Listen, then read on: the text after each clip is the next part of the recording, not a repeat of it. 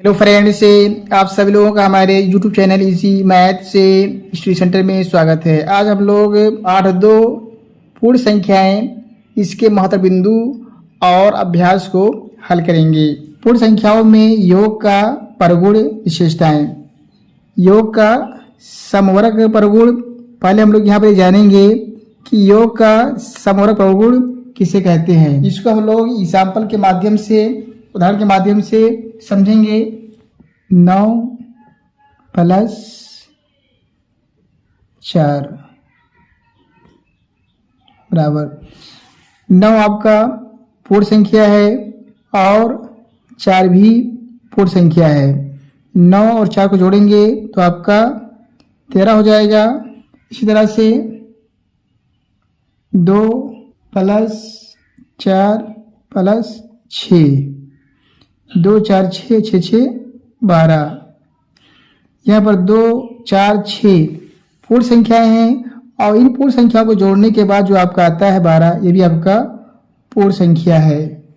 3 + 0 + 2 बराबर 3 में जोड़ेंगे 0 तो आपका 3 आएगा और 3 में जोड़ेंगे 2 तो आपका 5 आएगा।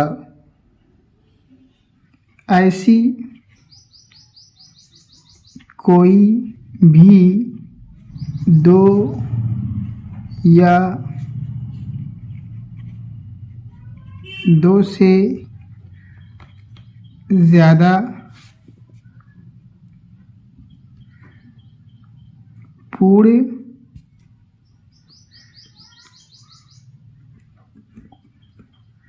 संख्याएं प्राप्त नहीं की जा सकती, जिनका योगफल एक पूर्ण संख्या न हो।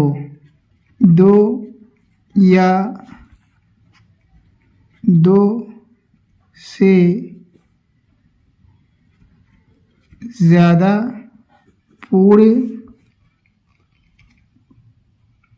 संख्याओं का योगफल हमेशा पूर्ण संख्या ही होता है। इसलिए पूर्ण संख्याओं के योग का समवर्ग परगुण है। यहाँ पर बताया जा रहा है कि अगर हम पूर्ण संख्याओं को जोड़ते हैं तो जोड़ने के बाद जो आएगा वो भी आपका पूर्ण संख्या ही होगी। इसलिए हम कह सकते हैं कि जो पूर्ण संख्याएं होती हैं वह योग का समवर्ग परगुण है। इसके बाद पॉइंट 2 है योग का क्रम विनिमय परगुण। 4 + 5 बराबर 9। 5 को हम उधर कर देंगे, 5 को पहले कर देंगे और 4 को बाद में कर देंगे। 9। यहाँ पर हम लोग देखते हैं कि अगर पूर्ण संख्याओं में संख्याओं का क्रम बदल देते हैं तो आपका योगफल वही आता है, योगफल में कोई परिवर्तन नहीं होता है। नीचे लिखेंगे 2 पूर्ण संख्याओं के क्रम को बदलकर जोड़ने पर उसके योग पर कोई प्रभाव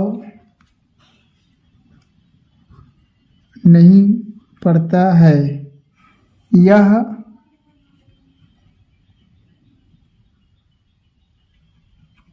पूर्ण संख्याओं में योग का क्रम विनिमय परगुण है। यहाँ पर हम लोग देख रहे हैं कि अगर दो पूर्ण संख्याएं हों और उनका योगफल मालूम करना है और फिर उनका क्रम बदल के योगफल मालूम करना हो, योगफल में कोई परिवर्तन नहीं होता है, तो हम कह सकते हैं कि जो पूर्ण संख्याएं होती हैं यह योग का क्रम विनिमय परगुण का पालन करती हैं।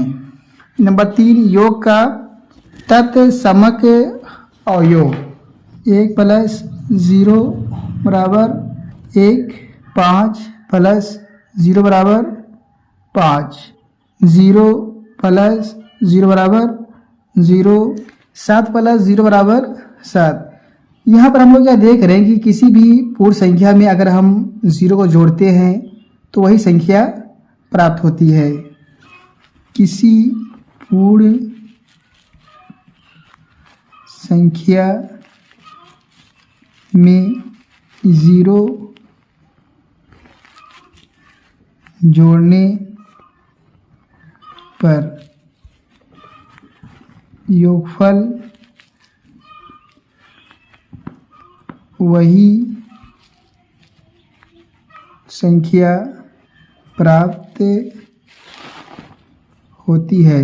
इसलिए 0 को पूर्ण संख्याओं में योग का तत्समक या योज्य तत्समक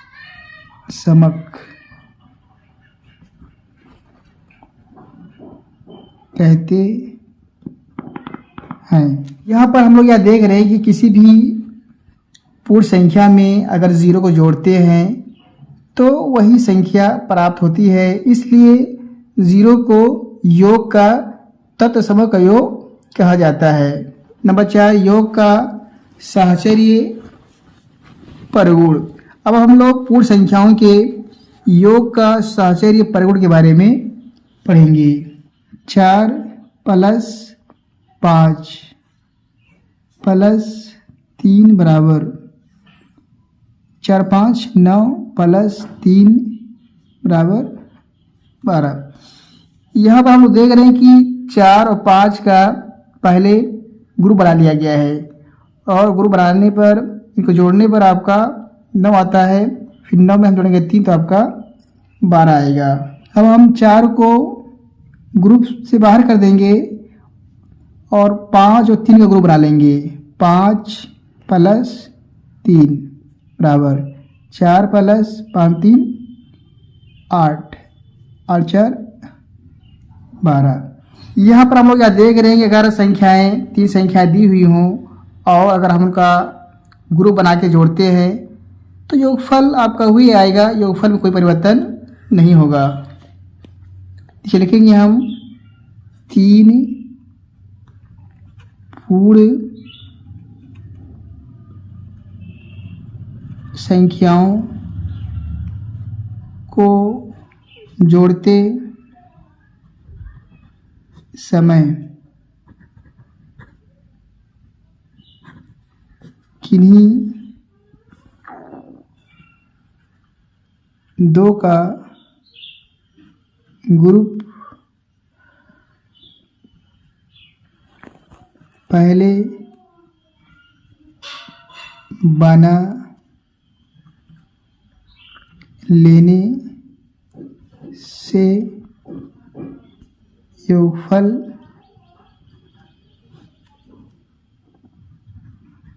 में कोई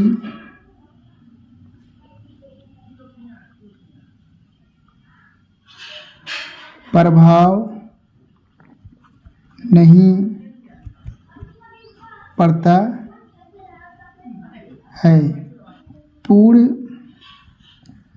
संख्याओं में यह योग समक्रिया का साहचर्य परगुण है। यहाँ पर यह बताया गया है कि अगर 3 पूर्ण संख्याएं दी हों और अगर उनका हम 2 संख्याओं का गुरु बना के जोड़ें तो योगफल पर कोई प्रभाव नहीं पड़ता है। आपका वही संख्या आएगा और आपका पूर्ण संख्या आएगा।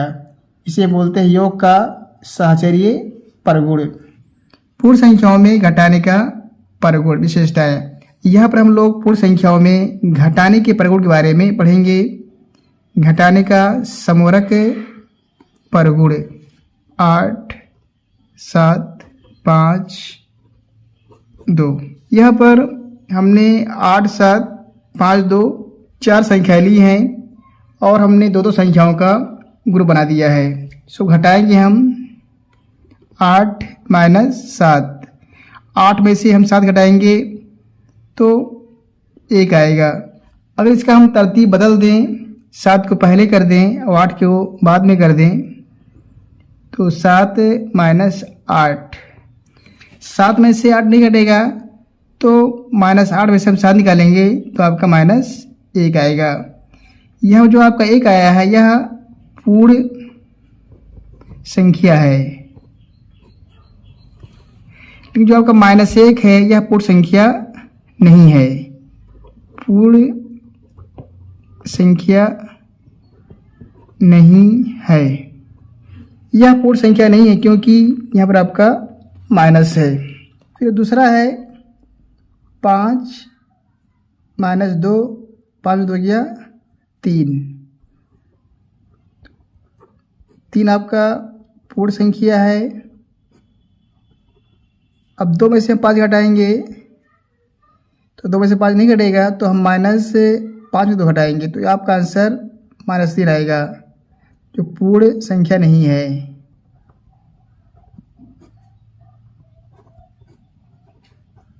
तो यहाँ पर हम लोग यह देख रहे हैं कि अगर बड़ी संख्या में से छोटी संख्या घटाते हैं तो घटाने के बाद जो आपका आता है वह पूर्ण संख्या होती है, लेकिन अगर हम छोटी संख्या में से बड़ी संख्या घटाते हैं तो आपकी पूर्ण संख्या नहीं आती है। नीचे लिखेंगे अगर पूर्ण संख्या के जोड़ा में छोटी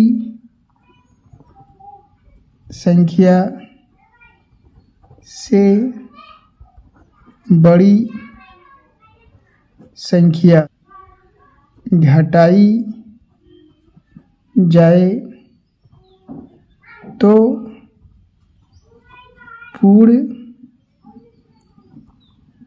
संख्या प्राप्त नहीं होती है। इसलिए पूर्ण संख्याओं में घटाने की समक्रिया समूहक नहीं है।